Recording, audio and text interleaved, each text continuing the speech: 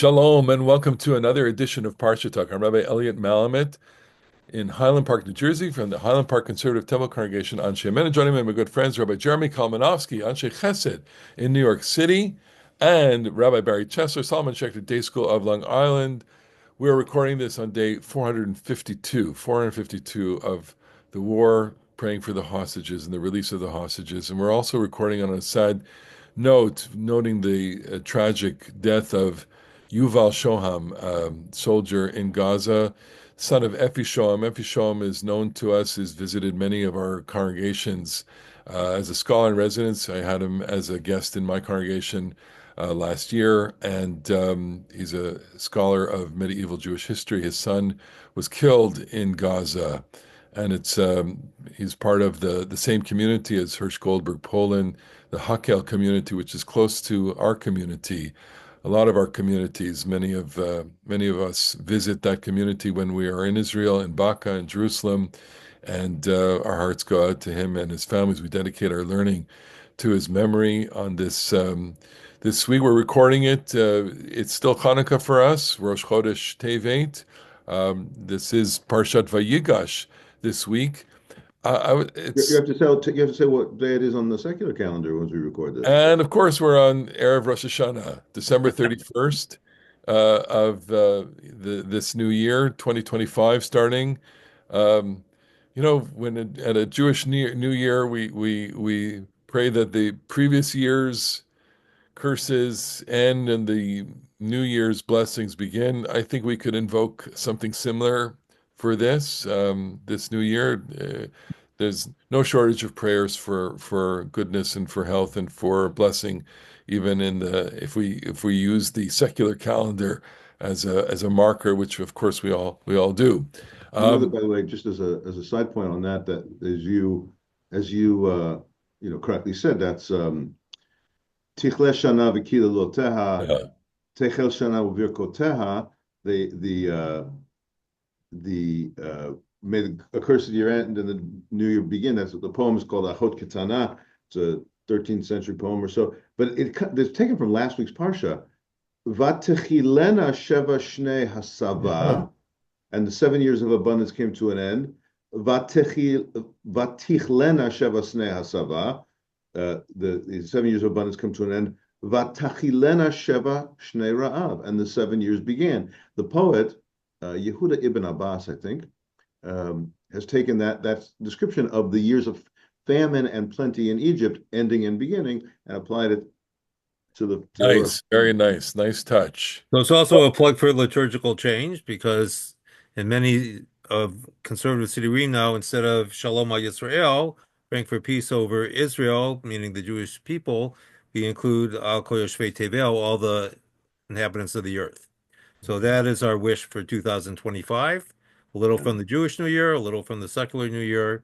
Should be a year of peace for all. Well, speaking of inhabitants of the earth, all the inhabitants of the earth are moving to Egypt here, including our brothers, our forefathers, the brothers, who find themselves in Egypt now after Joseph has been quite irascible and having framed Benjamin with the silver chalice. Judah now makes his petitionary statement to Joseph. This is a remarkable moment. We have to just kind of pause on this moment to to note how extraordinary it is that Judah, who has been somewhat of an interesting, complicated character, is moving into this role of prominence among the brothers. Now that Benjamin is going to be kept, threatened as basically a hostage or a slave for the rest of his life. Um, Judah, who had pleaded with his father to let Benjamin come down, and against his father's kind of better judgment, Jacob allows Benjamin to come down, hoping against hope that Benjamin would not be, nothing would happen to him. And of course, here the ultimate in disaster that he would become a slave hostage. So Judah petitions Joseph with pulling out every emotional line that he can about his father. And then at the end of his petition, basically says, "Va'ata," I'm chapter 44, verse 33, "Va'ata yeshevna avdecha tachad anar." Basically saying, let me sub in for this boy, Eved ladoni, let me be a slave to my Vanar ya'al ima echav. He's willing to put his life on the line, really.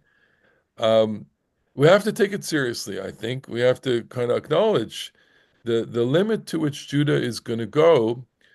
Uh, I I think the word sacrifice is really the word. He does what anyone would want to do. That is to say, anyone with responsibility, a sense of responsibility, which put his life on the line for his brother, and that's quite remarkable. I mean, just gonna say, in light of the hostages, at the beginning of this, and of course throughout, parents were saying on, in the press, let my kid out. Just if you need a hostage, I'm happy to, I'll put myself out. Just let my kid out. What parent wouldn't say that? And of course, you know, to say that almost sounds, extraordinary, extreme, but you know, parents would say that. People would say that. I mean, we all have kids. I think we all would say something similar. Take me instead. Let my child live a life. And Judah then is acknowledging that he's lived his life, or that he can give up a kind of penitence or atonement, Penance. penance, sorry, uh, as the price here, his freedom. He's willing to put So his I want freedom. to add something here Yeah, because while you were talking, it occurs to me that Judah is not just trying to save Binyamin, but also Yaakov. Because what is he telling Joseph? He's telling Joseph that if I can't come back with Benjamin, I do not want to see my father again because I cannot bear that. And it reminds us that the original sin, which the brothers thought was just between them, was also a sin against Yaakov. Yaakov was kind of the outsider to the machinations of the brothers, but he was a direct casualty because he lost his son. right. And now he's going to lose another son. And Judah is saying, among the brothers, I am no longer equal, I am subordinate, because Benjamin is the most important brother at the moment. And I will give up my relationship with my father to preserve our father's relationship with Benjamin. Right, which is, it's extraordinary to say it's selfless. Okay, here is a selfless stand. And we note, of course, that the other prominent brother, Reuven, is nowhere to be found in this dialogue. Reuven is He peaked completely early. he peaked early. He's eclipsed here, and I suspect that this is the Torah's way of kind of marginalizing Reuven, and he does get marginalized in the course of Jewish history or in the course of biblical history as well. But Reuben was the more universalist, right? He never referred to Joseph as his brother. He was saying, "Lo, we're not going to, let's not commit a crime." And Judah is saying, "Ki achinu b'sareinu." Judah said, "No, we're not going to sell. We're not going to kill him because he's our brother." The point is that Judah has completed an arc of transformation here, uh, along the lines of what we talked about last week. That there's some major transformation in the character here. That he's willing to put his life on the line, surrender his freedom for his brother. And we notice that, I mean, I would put out to you that there are four characters that have, gone through a kind of trajectory. Judah here being one who has assumed responsibility. Joseph, who is going to now declare identity. Uh, then we're going to find Pharaoh, not a minor character, not a major character, the mid character here in this story. There's also, I think, a transformation in Pharaoh and Jacob also. And so I'll hold off Jacob and Pharaoh for a second, but just argue now, in terms of, okay, so we have the transformation of Judah here, putting his life on the line, the transformation of Joseph. I mean, this may be a kind of softball question, but how let's revisit that. Is identity more important than responsibility? You know? Well, I think that first of all, that is a great question. Are we, are we individuals? We certainly are individuals, but it's like is identity a thing that we are indelible, or is it something we attain and develop in ourselves? Uh, and Yehuda does we talked about this last week. This is the definition of tshuva, not leaving your brother in the pit. And he left Joseph in the pit. He left Shimon in the pit for the year or so that they were enjoying their food back in Canaan. But this time he won't leave Binyamin in the pit. I think it was great what Barry said about, they hated Joseph so much they committed this crime against Joseph, as if they didn't understand the ramification that it was also a crime against their father, which now he's not going to let stand. So I think this is a great thing. It reminds me also, by the way, in another context, you mentioned that Ruvain, who is the physical firstborn, is marginalized. Ruvain does something relatively good in the episode when Joseph is sold into slavery. He stops him from just killing him outright. But Judah is the guy who does something really bad, which is to Yeah. sell him into slavery. But Levi is it Judah is the guy who comes to symbolize kingship, but Levi is the guy who comes to symbolize priesthood and worship and the sort of manifestly religious element of Judaism. And interestingly enough, I was reminded when you talked about, Judah and his approach to his brother in Vizot HaBracha at the end of the Torah, when Moshe is praising all the tribes, he praises Levi apparently for his ruthlessness in punishing the people who worship the golden calf, where it says, "Ha'omer la'avivu limo lo re'itiv, ve'et echav lo hikir." He says to his mother and father, "I know them not, I don't consider them, and did not recognize his brothers." Now, that's apparently something good, at least in the Moses prayer or the Moses poem.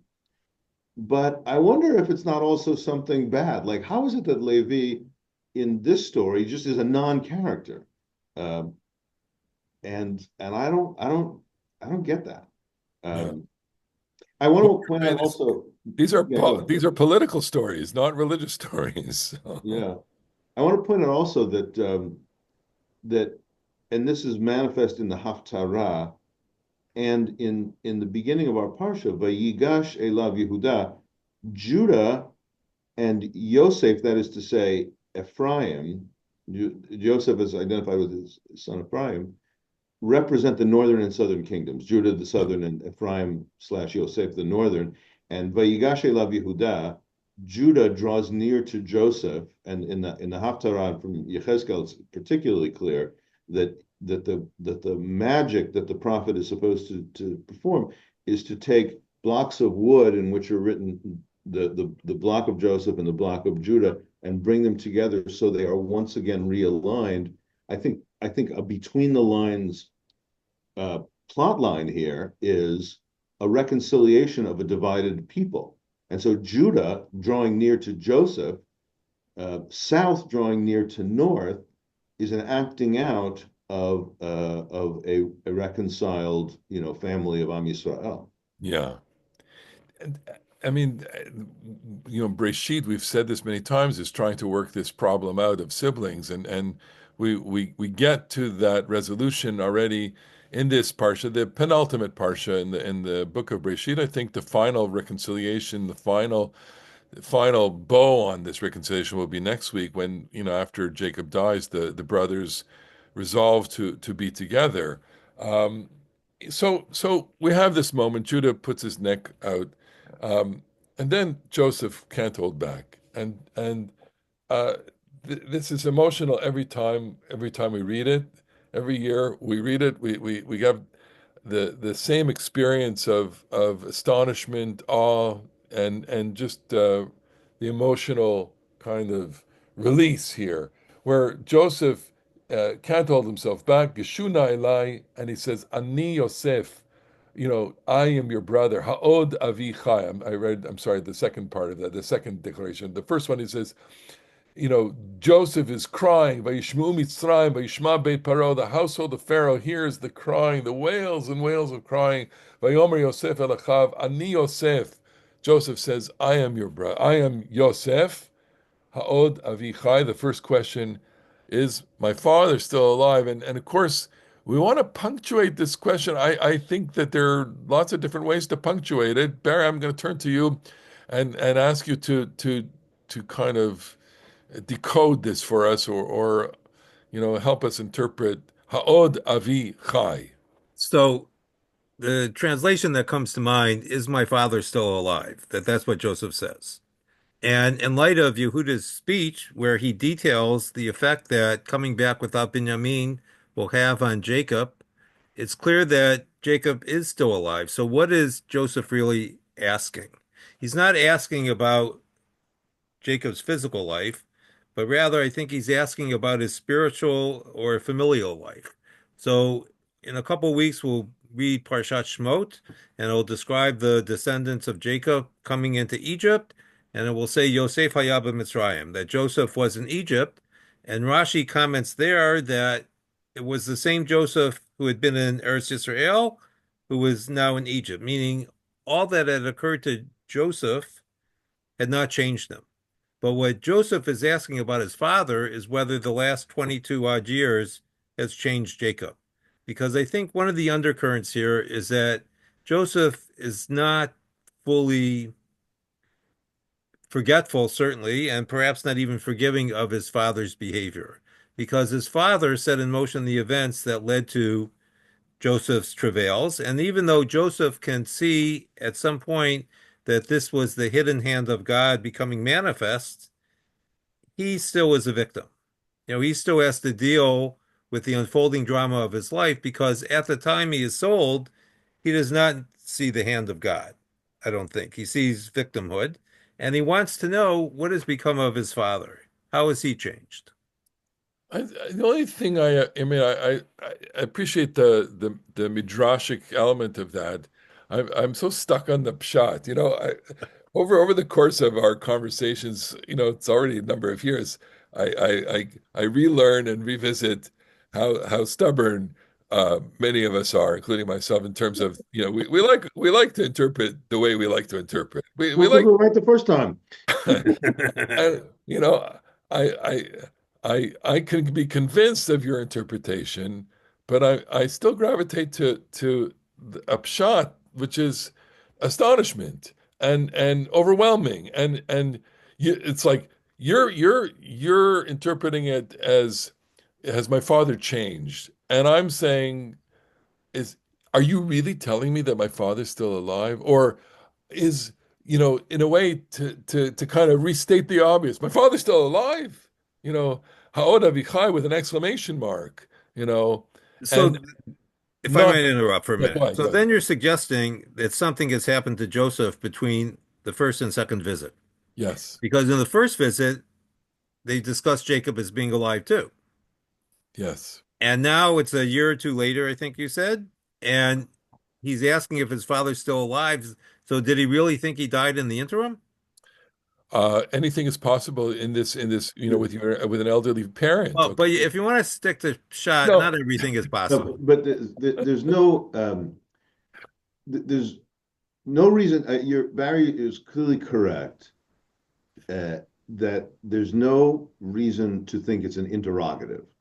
He's not trying to learn a fact that he did not know before, because of course Judah might not know either, because there have been. Jacob can't have texted him in the, he can't have seen on Facebook that Jacob would have died in the interim. So yes, that is possible.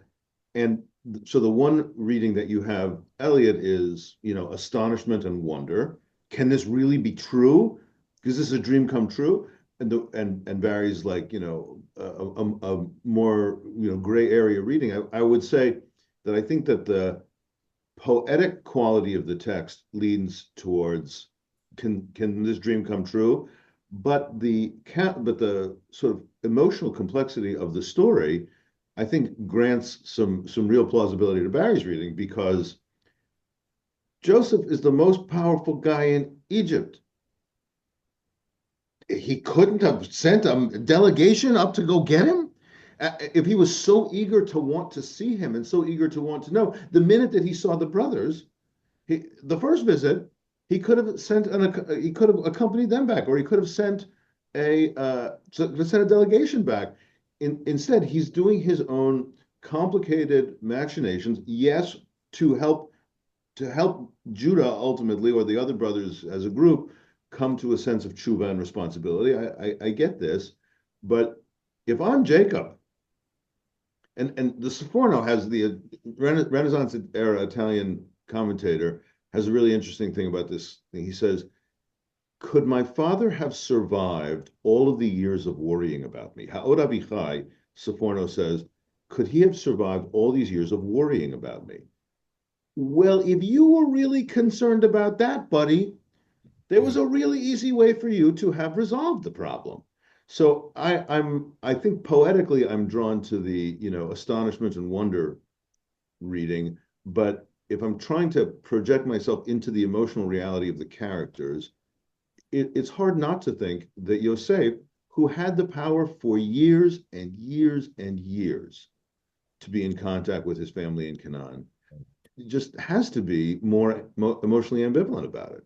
I think that's one of the overriding puzzles of the story, or not a puzzle. I mean, we can explain it in the way that you just explain it. I just want to add, you know, that there is a linguistic thread that is, moving through the story, which is the word od.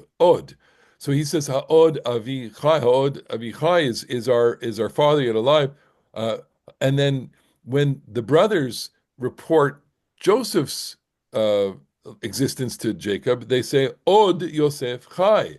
And then when Jacob responds to it, he says Rav od Yosef beni chai.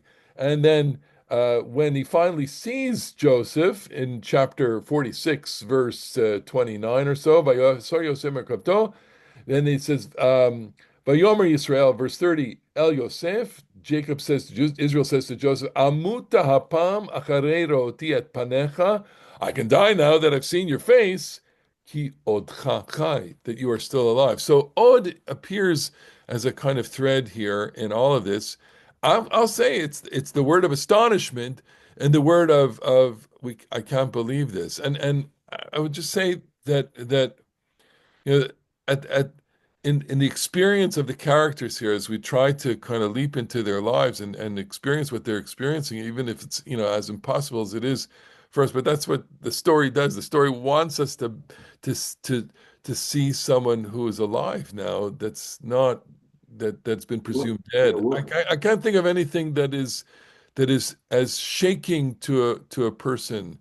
When you hear all of these stories of people who've re-encountered and reacquainted themselves after years of of being apart and assuming that that one has died and they see each other, it's overwhelming.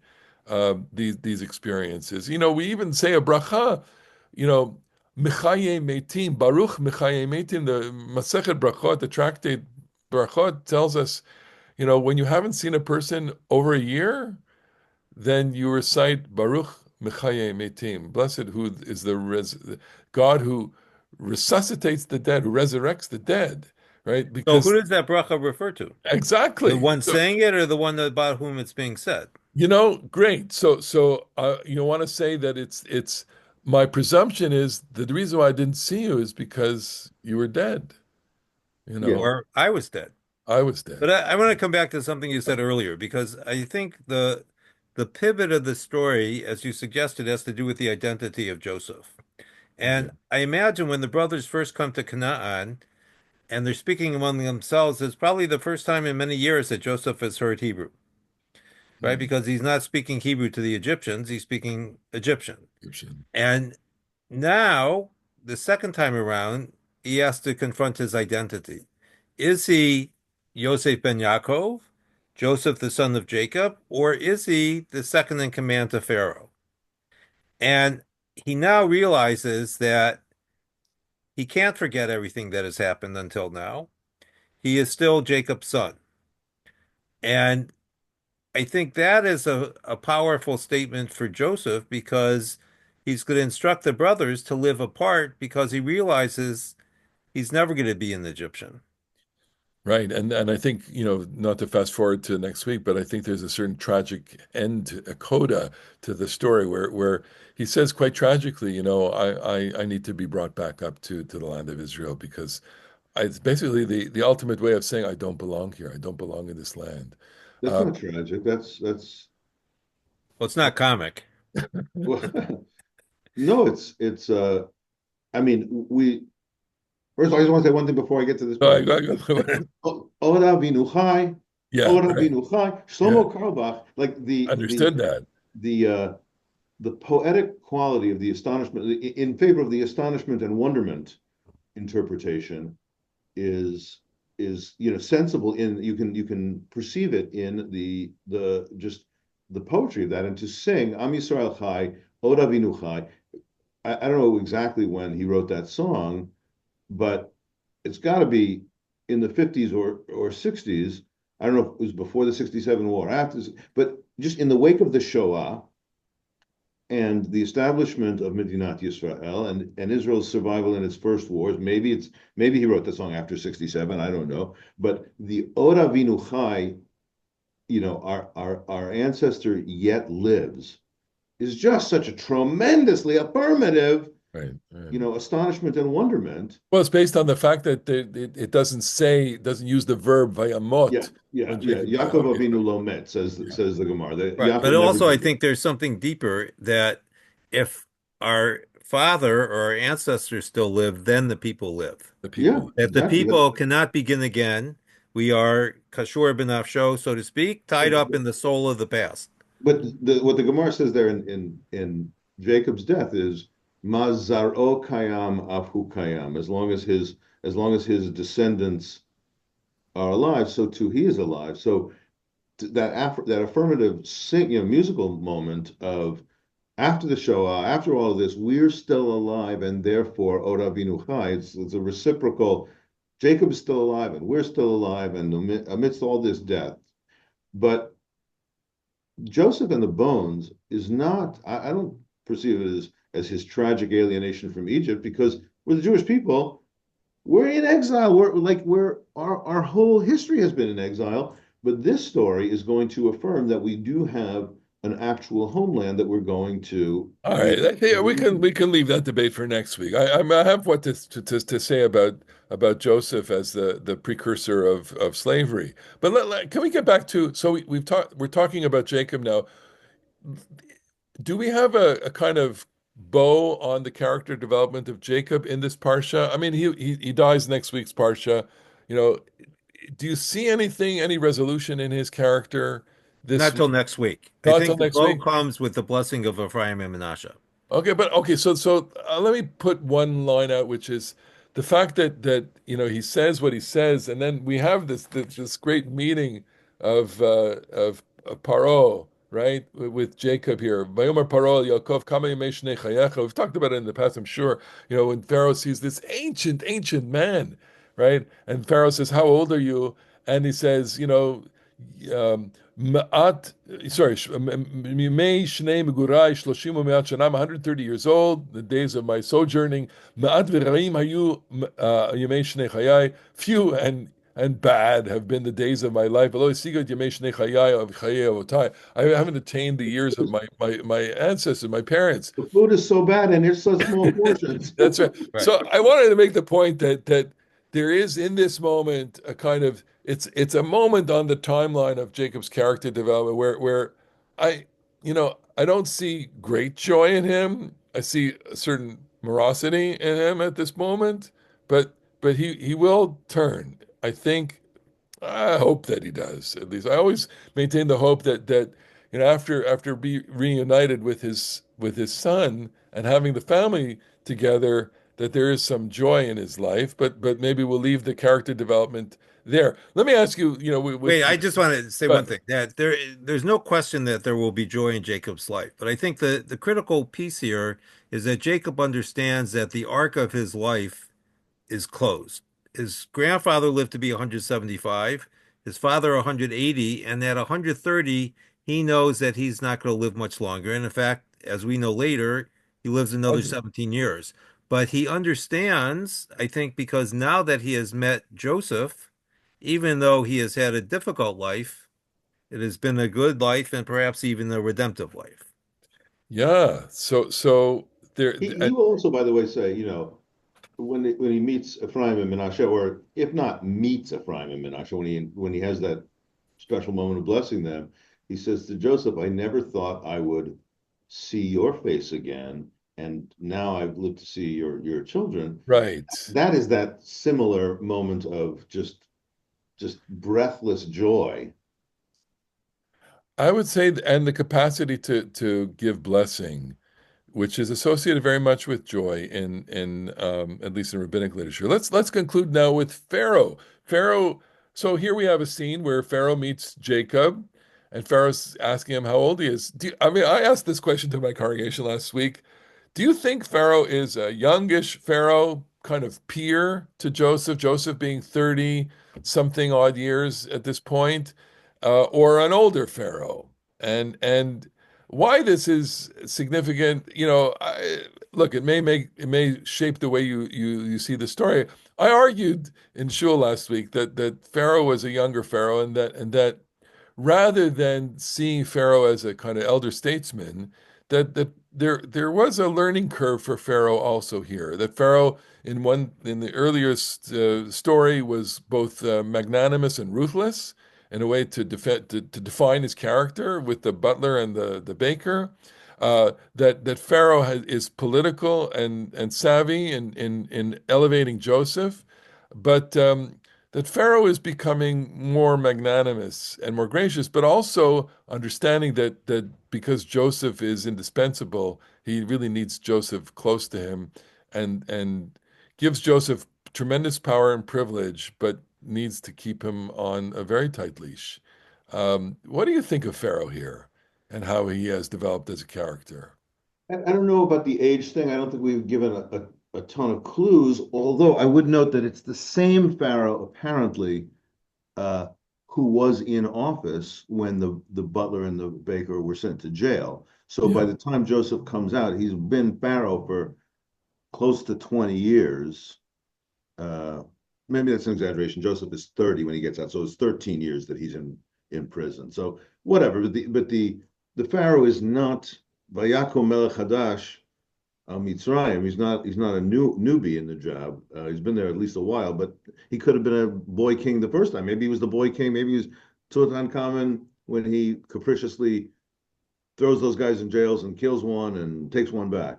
But Yeah, so well, you know what But we say, so, we say he's capricious, and that's a negative mark on his character. And of course, it kind of is, but he's sufficiently aligned with God that the dreams given to the uh, Baker and Butler are like veridical dreams. They're plugged in. you're plugged in. Yeah, Barry. so what I would suggest is that it's a moment of astonishment for Pharaoh when he meets Jacob, right? Benjamin has been described as the Ben Zekunim, but now he realizes when he sees Jacob that Joseph is also a Ben Zekunim. And he's trying to piece together where Joseph actually came from because he could tell himself up until now, Joseph is almost one of us. When he sees Jacob, he realizes he's not one of us. And how does this fit in with my story now? Right. That's a. I think And that it's striking. He doesn't Pharaoh ask Jacob to bless him? he does. Okay, where are we? Back in the. Um, so it says no. He does. He doesn't say bless me. But Vayivarech Yaakov et Paro. It says Jacob gives Pharaoh a gratuitous blessing without being asked. Vayitzem lifnei Pharaoh, and he leaves. I always get the impression in this moment that it's like Pharaoh, you're royal, you're a celebrity, but that don't impress me much, right? I'm not impressed by that. And I've met a couple of celebrities in my life, and even after I meet them, it's like, they're people. Who's the biggest celebrity you ever met? I met Paul McCartney. Oh, that's I pretty met cool. Paul McCartney. But that was pretty cool. And I was sitting in a theater. I was sitting right behind him, and we knew the person next to him, and we tapped the person next to him, And we start chatting away with the person next to him, and he turns around and he says, "I'm Paul." And I said, "I'm Elliot. That guy's famous. You, not so much." So what story do you think Paul McCartney tells about meeting you? Yeah, I really. met the rabbi from Highland I met Park, this Virginia. rabbi. I met this rabbi. Yeah, it's pretty fun. It's quite funny. We are told that the Egyptians look down on shepherds. So what's the scene setting of this? He's the king of the most powerful nation in the world, and some decrepit old shepherd gives him a bracha. Well, but that's the point. I think the Torah is trying to make, which is there's such a kind of suspicion of power. The Torah has a long-standing kind of suspicion of human power, and sees in Pharaoh, not this particular Pharaoh, but in the office, a kind of, this a place where a power can be abused because of slavery. Slavery is abhorrent in the Torah's worldview. So we have all these we have all this development, and we have this moment where things seem to be coming together for Israel, and Barry, you mentioned something, the story. I want to leave with that kind of theme, which is that it re it reshapes the story of Pharaoh.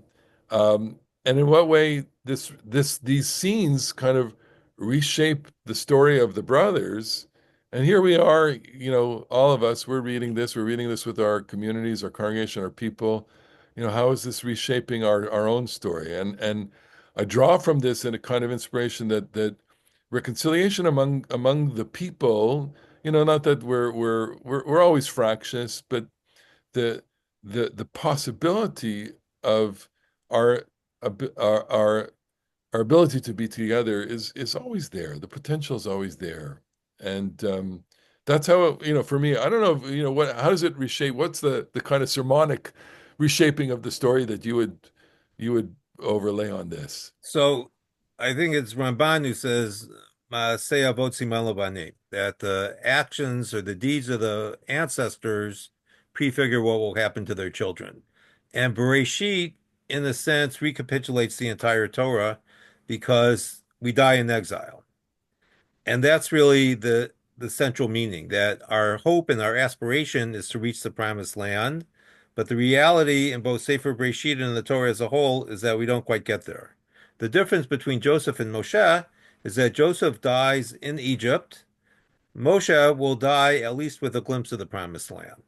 Jeremy, in terms of shaping a story, you know, when you think about this now in terms of both the story, the story in the Torah, how it's being reshaped, and Klal Yisrael, any thoughts you want to go out with here on this in terms of just hopes and dreams and aspirations and You know, really just that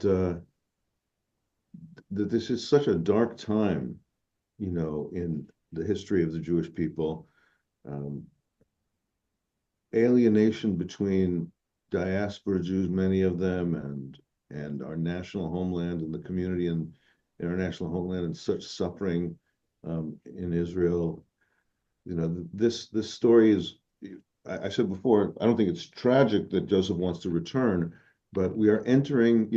It's a reconciliation scene with the brothers, but it's on the cusp of slavery and great suffering. And so I'm reading this story with the dark notes of slavery in the future. We've got to get ready, and we've got to have resolve to endure what's coming.